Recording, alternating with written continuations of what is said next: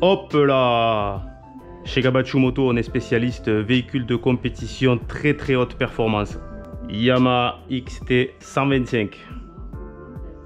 Là, ça... Année 2000, je sais même pas. D'après son propriétaire, la moto marche pas ou très mal. Donc il y a des petits soucis de ralenti, de calage intempestif, de mauvais fonctionnement général.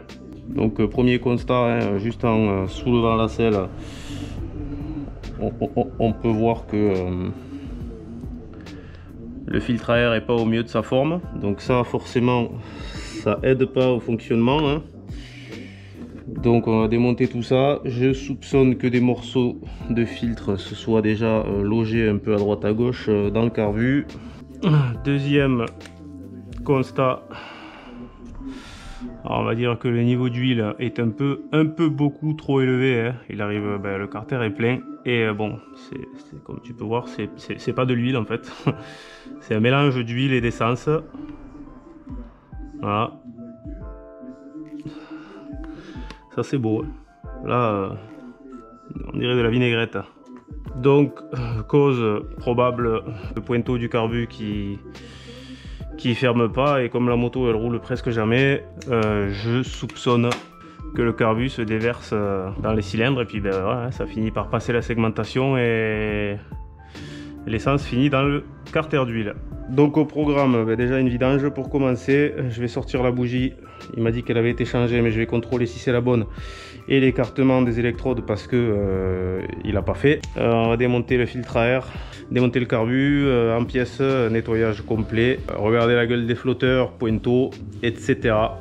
Y être aussi, je vais vider le réservoir. Je sais pas s'il y a une crépine au cul du réservoir, certainement. Parce qu'il m'a dit que l'essence qui est à l'intérieur elle a quelques années, donc ça aide pas non plus au fonctionnement. Alors ça change un peu, hein, de KTM, et surtout on est plus sur la même gamme, hein. C'est pas une RC8, on est d'accord. Donc je poste ça comme ça. Si ça t'intéresse de voir ce genre de bricolage, ouais, tu me le dis. Tu mets des likes, tu mets des commentaires. Tu mets des dislikes. J'en parlais hier dans un post, ça fait super plaisir. La dernière vidéo sur le redémarrage qui est sortie hier, avant-hier, elle a fait pas mal de vues en 24 heures, enfin pas mal en tout cas pour une chaîne comme ça. Et comme je disais, il y a eu 100% de commentaires positifs, ça fait super plaisir. Même trop élogieux. Voilà, calmez-vous les gars, c'est juste de la mécanique. Moi-même j'étais pas sûr à 100% de la réussite, et j'ai été quand même aussi pas mal aidé, faut le dire, hein, grâce à des mecs qui s'y connaissent beaucoup plus que moi et qui m'ont évité de faire aussi quelques conneries certainement. Donc tout ça pour dire que sur chacune de mes vidéos il y a juste un dislike qui me fait à chaque fois beaucoup rire, d'autant que je suis quasiment sûr de savoir de qui il provient, alors ça me fait encore plus rire.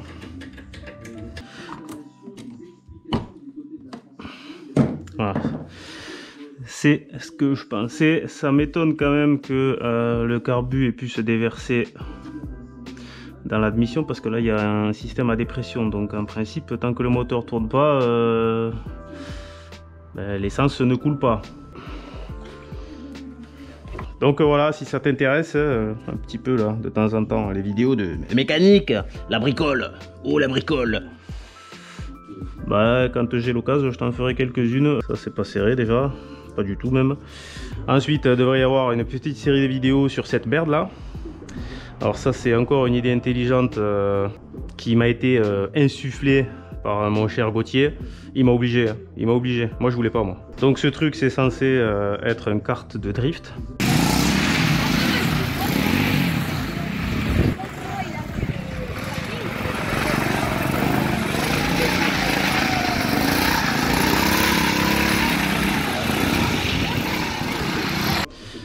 Qui n'est pour l'instant pas du tout opérationnel. Alors voilà, je l'ai chopé comme ça, hein. C'est un projet qui a été attaqué mais jamais fini. Il y a un boulot assez conséquent à faire dessus, hein.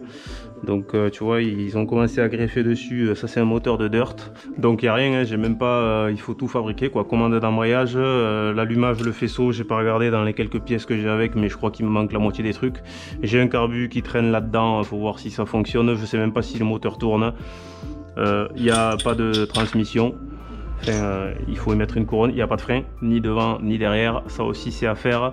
Bon, il y a déjà la commande de boîte, elle est faite.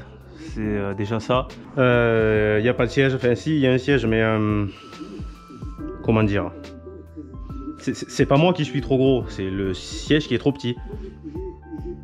Donc ça sera attaqué cet hiver quand celle-là sera complètement terminée et qu'elle attendra d'aller poutrer des japonaises sur piste. En fait, il n'y a rien qui est serré quoi sur cette moto. C'est pratique, il n'y a pas besoin d'outils pour démonter. C'est ironique hein, quand je dis aller poutrer toutes les japonaises. On sait très bien que les machins d'aujourd'hui qui font 200 chevaux à la roue, dès qu'il y a une ligne droite où il faut passer plus haut que la 3, je suis largué, c'est obligé. El carburatore. Non mais étonnamment, je ne retrouve pas de morceau de filtre. Bon, la pipe, on va quand même la contrôler. La pipe! Là, il y a eu une réparation de qualité.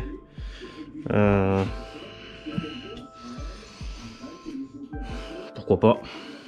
Là, toi tu le sens pas, t'as pas l'odeur, c'est dommage, hein, mais quand je sens l'odeur de l'essence, je sais que déjà ça peut pas marcher correctement. Donc ouais, effectivement, lui il faut le vider, poubelle, nettoyer. Je pense qu'il y a un filtre au niveau du truc à dépression au cul du réservoir, à nettoyer tout ça, le vider, essence neuve, parce que là forcément déjà l'odeur, l'essence elle a plusieurs années là, ça c'est mort, ça marche pas, ça marche mal en tout cas.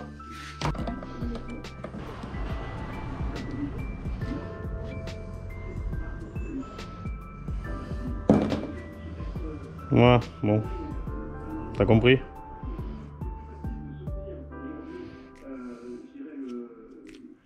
Oh là là, oh là là, ah ouais.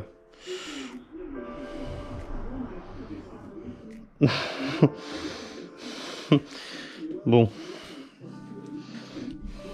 Après, est-ce que c'est vraiment nécessaire de le changer? Je sais pas, je vais peser le pour et le contre.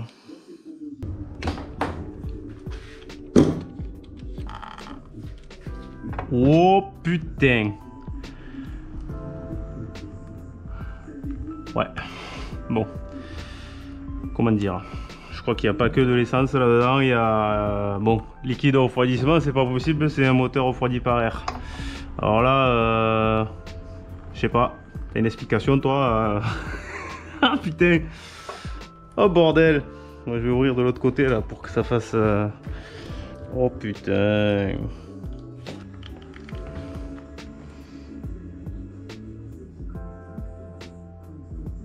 Voilà.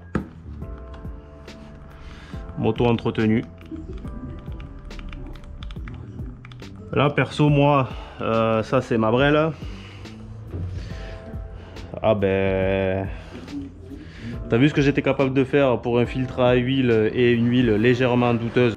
Moi il m'arrive ça, moteur il sort du cadre, j'ouvre tout, je mets en pièce. Parce que là une huile comme ça, on peut même pas appeler ça une huile en fait, hein, ça ne lubrifie que dalle. Donc j'ose imaginer l'état des internes, surtout en haut là, ça doit pas être magnifique. Hein. Là, El carburatore. Bon, déjà, on va lui refaire un petit coup de propre là.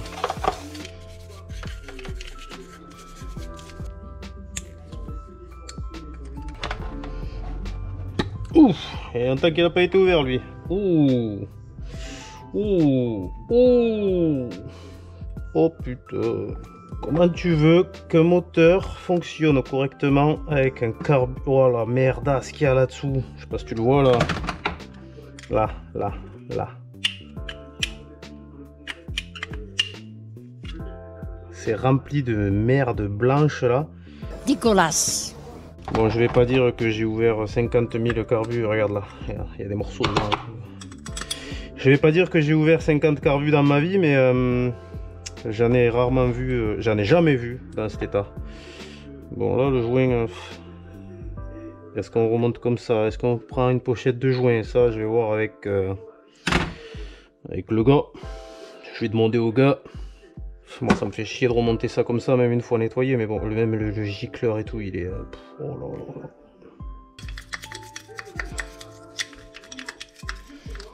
Alors, ce que je préfère moi c'est après je me brosse les dents avec ça, c'est un régal. Et on est passionné ou on n'est pas passionné hein. Bon le joint on va pas trop le bousculer, que si jamais il veut que je referme ça comme ça, on priera pour que ce soit étanche. Bon je vais regarder quand même combien ça vaut le kit réfection pour ces carbus là.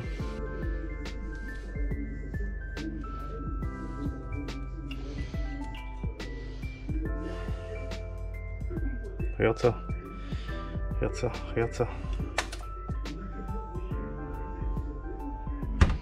Oh, le pointeau il a pas l'air si malade. Hein. Donc si tu connais pas le fonctionnement d'un carbu, hein, je fais un petit cours rapide de ce que je sais parce que je suis pas non plus un professionnel. Hein. Les flotteurs ils sont dans ta cuve là. Quand ta cuve se remplit d'essence, les flotteurs ils montent forcément. Ils flottent. Donc ça aussi il faut tester s'ils flottent. Je vais le faire. S'ils sont percés ils flottent pas, donc voilà. Forcément ça marche pas. Du coup en remontant grâce au phénomène de flottaison, il faut monter ce petit artifice qui s'appelle un pointeau. Au bout là c'est une petite pointe, c'est un peu du caoutchouc, et bien ça vient fermer le conduit d'essence qui est là, ce qui évite que ta cuve se remplisse et déborde. Allez, c'est pas neuf mais c'est beaucoup mieux que ce que c'était. J'ai passé quand même un bon moment hein, pour gratter, mais bon, il y a du dépôt là qui s'est carrément incrusté dans l'alu. Pour aller bien, il faudrait faire un passage à l'ultrason. J'ai pas ça à disposition. 1 week later. Ça veut dire une semaine plus tard. Hein. Because you can't do what we want to do. Oh putain, il s'en est passé des choses entre temps. Alors déjà, la grosse là, elle a fait ses premiers tours de roue. Tout ne s'est pas passé comme prévu. Mais ça sera pour une autre vidéo. Je te cache pas que j'ai vu le moment où j'allais devoir ressortir le moteur du cadre. Pour l'instant, ce qui nous intéresse, c'est cette machine de compétition ici là. J'ai commandé et reçu kit réfection carburateur, donc avec joint de cuve, pointeau, puis de pointeau neuf, etc. 1 litre d'huile pour lui remettre une huile propre après l'avoir revidangé, filtre à air neuf, et j'ai aussi commandé le robinet à dépression parce que après l'avoir laissé comme ça avec de l'essence dedans, en fait il pisse, et pour moi il était étanche mais il n'est pas étanche. Alors ça aussi ces derniers temps, suite au reconditionnement complet du moteur de la RC8, je râlais pas mal sur les disponibilités des pièces KTM. Alors Yamaha, champion du monde. 2006 la moto. Donc chez le constructeur, kit de réfection carbu, plus dispo. Filtre à air, pièce vraiment basique, hein, plus dispo.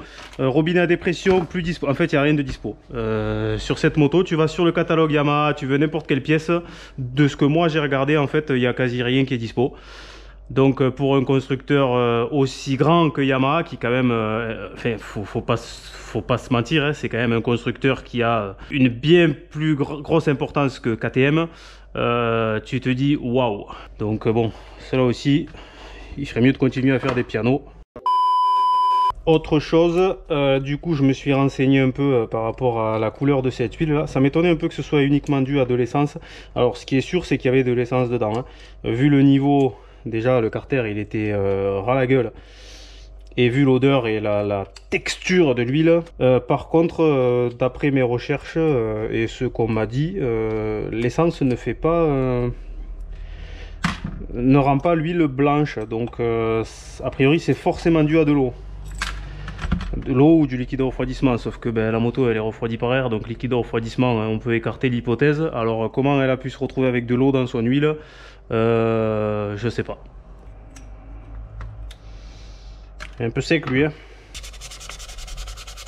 Donc du coup, pour terminer sur l'histoire des pièces, si tu veux des pièces, il faut se démerder, il faut aller sur internet, chercher sur des sites en pièces adaptables. Ça je crois que c'est à la base pour un 50 DT ou un truc comme ça. Alors c'est les mêmes diamètres, tout est pareil. Je crois que la tige est plus courte là, donc bon, ça va modifier légèrement le moment où la réserve s'allume. Bon, on s'en fout, mais bon voilà. Filtre à air c'est pareil, c'est de l'adaptable. Enfin, moi je sais pas, mais putain, quand tu vois qu'un constructeur lui-même il est même plus capable de te fournir un filtre à air pour ta machine.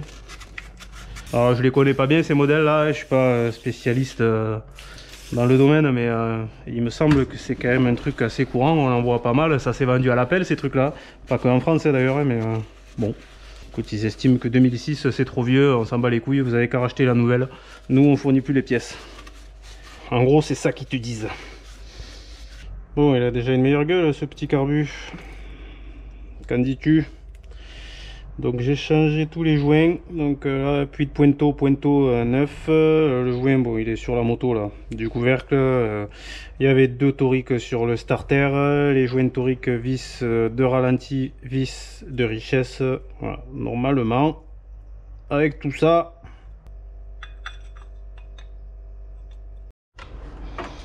Voilà, tu vois la différence de longueur que je te disais. Par contre, si on regarde un peu en détail, hein, ici à l'origine il y avait un filtre là qui au fil des années a certainement fini décomposé dans l'essence.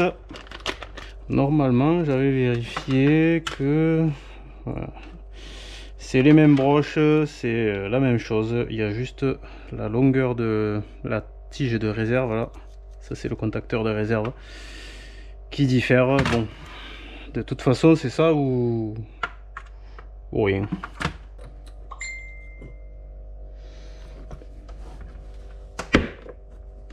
Puisque Yam il veut plus fournir des pièces à ses clients, qu'est-ce que je te dis, on se démerde hein.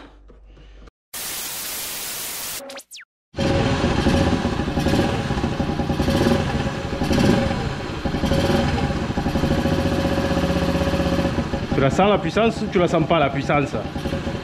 Allez, on va faire tourner un peu, faire chauffer l'huile là pour qu'elle circule partout. On revidange. Est-ce qu'elle a la meilleure gueule?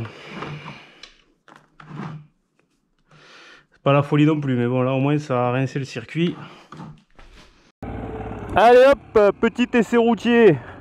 Alors je te cache pas que j'ai un peu peur de pas réussir à maîtriser la puissance de la bête.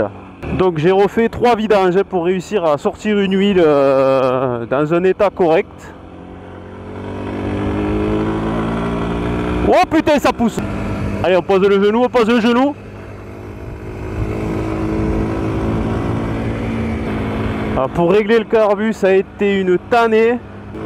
Elle a encore un petit trou à l'ouverture des gaz, c'est léger, mais j'arrive pas à voir mieux.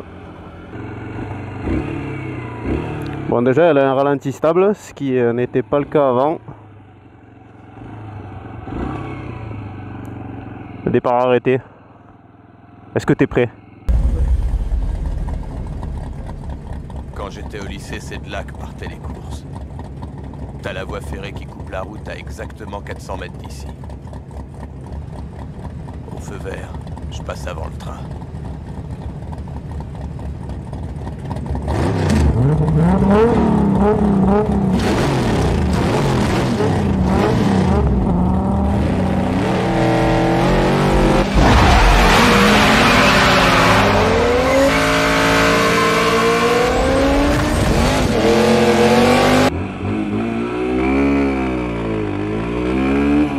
Oh putain! Oh putain! Oh putain!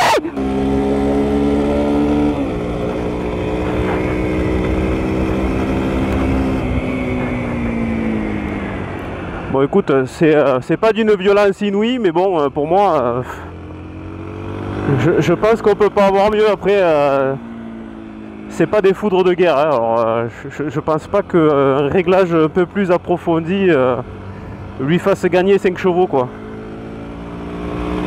Bon bah écoute, pour moi c'est fonctionnel, hein. La moto elle était en panne, là elle fonctionne. Alors je me moque hein, de la puissance. Après C'est vraiment pour plaisanter, hein. Chacun roule avec ce qu'il peut. Quand t'as pas le permis, tu veux un petit 125 pour se promener par là, pour aller chercher le pain. Il y a un top case derrière, c'est confortable, ça passe partout, tu peux faire un peu de chemin avec. Bon, c'est pas une mauvaise bécane, hein. Après... Donc la moralité de cette petite vidéo, ben, entretenez vos motos, hein, parce que un jour ou l'autre ça fonctionne plus. Alors là, chance que la moto elle avait pas démarré, elle a pas beaucoup tourné, on va dire, avec cette huile qu'on peut même plus appeler une huile, parce que là ça peut vraiment faire des gros dégâts. Alors du coup, dans la prochaine vidéo ou celle d'après, j'en sais rien, on ira faire les premiers essais de la RC8. Alors je te cache pas qu'ils sont déjà faits, elle a déjà roulé quelques heures. Je te raconterai les quelques déboires qui me sont arrivés. Évidemment il fallait qu'il y en ait parce que sinon c'est pas drôle, hein.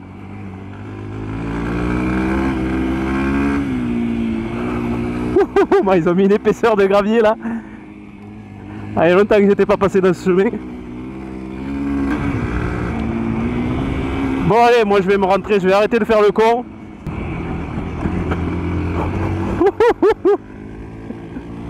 Merci à ceux qui s'abonnent, merci à ceux qui commentent, ça fait super plaisir. J'ai des gens qui me contactent en privé sur Instagram ou autre là pour me demander des conseils. Bon, moi j'aide quand je peux, mais je suis pas mécano les gars, hein. Je suis juste un branleur de bricoleur du dimanche. Ah, je suis à fond. Je suis à fond. J'ai des beaux bleds, j'ai des gros...